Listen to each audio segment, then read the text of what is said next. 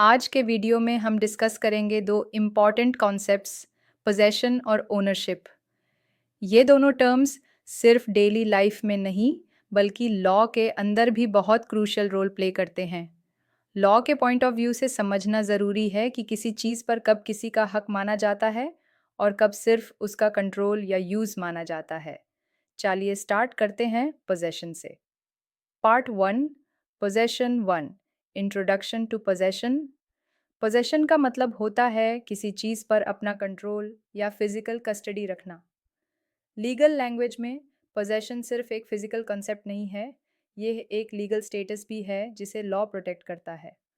For example, अगर आपके पास किसी प्रॉपर्टी की चाबी है तो आपको लॉ के अकॉर्डिंग पोजेसर माना जा सकता है, चाहे आप ओनर ना हो। Two, theories of possession. Legal theorists ने पोजेशन को समझाने के लिए कई थ्योरीज डेवलप की हैं।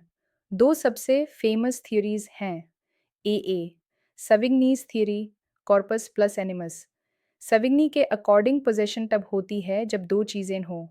Corpus possession is physical control over the object, animus possidendi intention to possess, मतलब अगर आपके पास एक पेन है और आप यूज़ अपना समझ कर रखे हो तो ये पोजेशन है।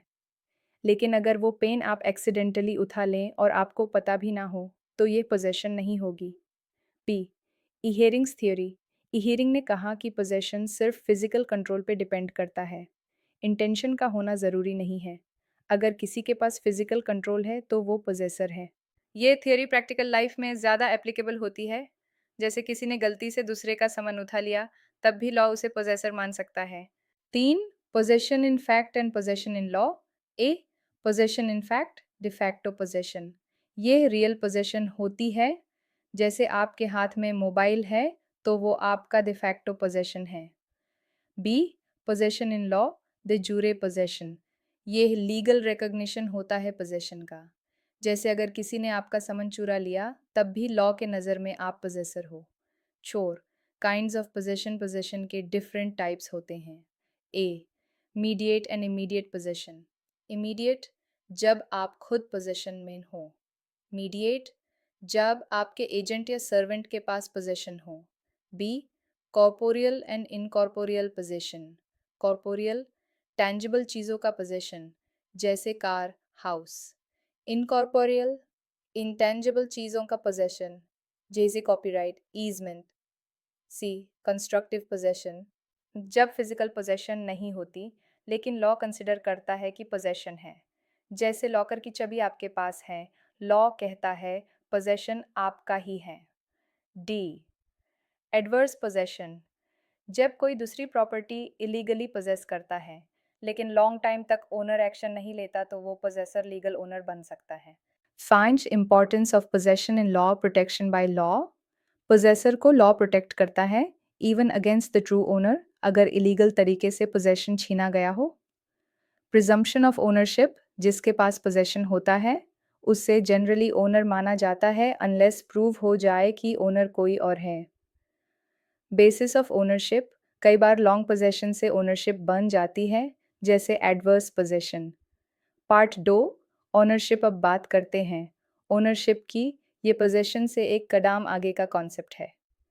येन, मीनिंग ऑफ ओनरशिप। ओनरशिप का मतलब है किसी प्रॉपर्टी पर फुल लीगल राइट होना।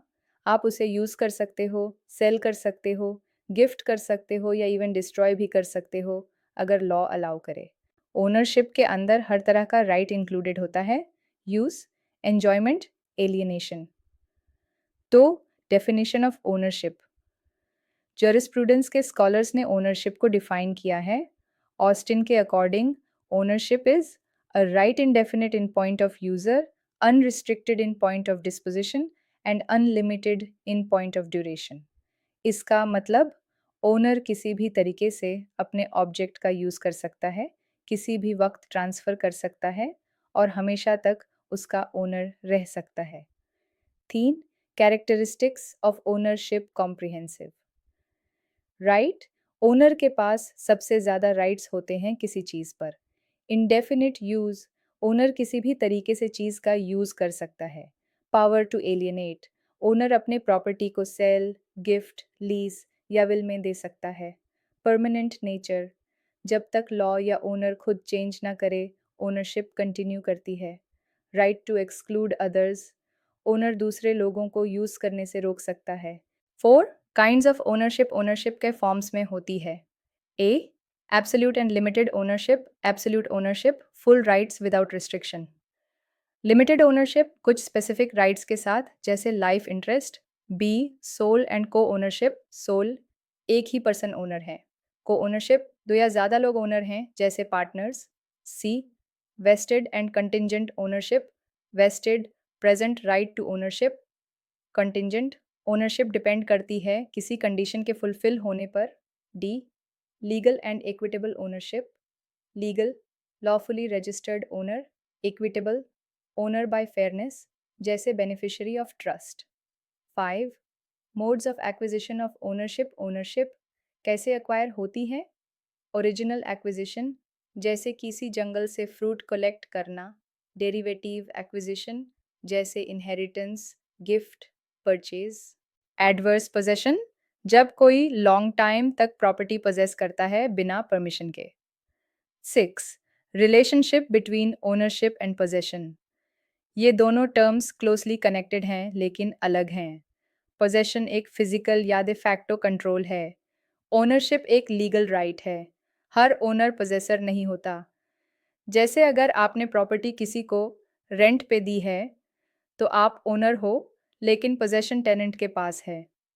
और हर पोजेसर ओनर नहीं होता। जैसे चोर के पास पोजेशन हो सकता है लेकिन ओनरशिप नहीं। 7 लीगल सिग्निफिकेंस ओनरशिप और पोजेशन दोनों का इंपॉर्टेंस है डिस्प्यूट्स रिजॉल्व करने में। कौन ओनर है, कौन पोजेसर है, कोर्ट इन्हीं कॉन्सेप्ट्स पे डिसीजन देता है। प्रॉपर्टी लॉज के इंटरप्रिटेशन में, जैसे transfer of property act, Indian penal code, theft rights protect करने में ओनर को प्रॉपर्टी के साथ इंटरफियरेंस से प्रोटेक्ट किया जाता है, पोजेसर को भी इलीगल डिस्पोजेशन से। 8 इंडियन लॉ कॉन्टेक्स्ट, इंडिया में ओनरशिप और पोजेशन के कॉन्सेप्ट्स कई स्टैट्यूट्स में अप्लाई होते हैं। Transfer of property act 1882, Indian penal code section 378, theft specific relief act, possession का recovery limitation act, adverse possession के लिए 12 ईयर्स का rule case. Example, in the case of K. Verma versus Union of India, the court held that even a person without ownership but with possession can ask for protection against wrongful dispossession. 9 Conclusion, तो दोस्तों, आज हमने समझा कि possession और ownership दोनों law के powerful concepts हैं। पोजेशन आपको टेम्परेरी कंट्रोल देता है, जबकि ओनरशिप आपको परमानेंट लीगल राइट देती है। लॉ इन दोनों कॉन्सेप्ट्स को बैलेंस करता है ताकि रियल ओनर का राइट प्रोटेक्ट हो और पोजेसर के साथ भी अनफेयर ट्रीटमेंट ना हो। अगर आप लीगल फील्ड में हो या कम्पिटिटिव एग्जाम्स की तैयारी कर रहे हो तो ये दोनों टॉपिक्स आपको बार बार मिलेंगे, इसलिए इनकी क्लैरिटी बहुत ज़रूरी है। आपको ये वीडियो स्क्रिप्ट कैसा लगा, कमेंट में ज़रूर बताएं, और अगर और ऐसे टॉपिक्स चाहिए हो तो लाइक और सब्सक्राइब करना ना भूलें।